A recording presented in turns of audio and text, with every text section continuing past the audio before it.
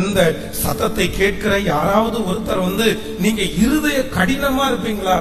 நான் மாற மாட்டேன், நான் மன்னிக்க மாட்டேன், நான் விட்டு கொடுக்க மாட்டேன், நான் பேச மாட்டேன், நான் இறங்கி போக மாட்டேன், நான் அந்த மாதிரி போய் இருக்க மாட்டேன் அப்படின்னு நீங்க சொல்லுவீர்களே, ஆனால் ஒன்று நினைத்துக் கொள்ளுங்கள், எல்லாம் முடிஞ்சு எல்லாம் பிரச்சனையாகி நீங்க போய் நிக்க வேண்டிய ஒரு சூழ்நிலைக்குள்ள நீங்க போய் நிற்காதபடிக்கு ஒன்று நினைத்துக் கொள்ளுங்கள். இப்பவே என்ன பண்ணுங்கன்னா, அதுதான் ஆண்டவர் சொல்றாரு, உன்னுடைய எதிரி வழியிலே இருக்கும் போதே அவனோட நல்மனம் பொருந்து.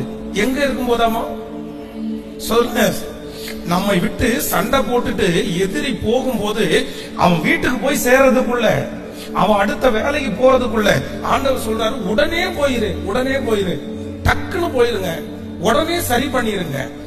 நீங்க யாரோ ஒருத்தரோட ஆண்டவர் பேசிட்டே இருக்கலாம், ஆனால் உங்களுடைய பக்கத்திலே 100% நியாயமான காரணமா இருக்கலாம்.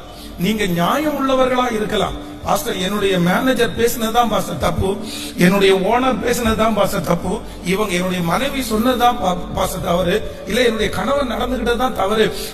100% உங்களுக்கு முன்பாக நியாயமானதா இருக்கலாம், நீங்கள் நியாயம் உள்ளவர்களா இருக்கலாம்.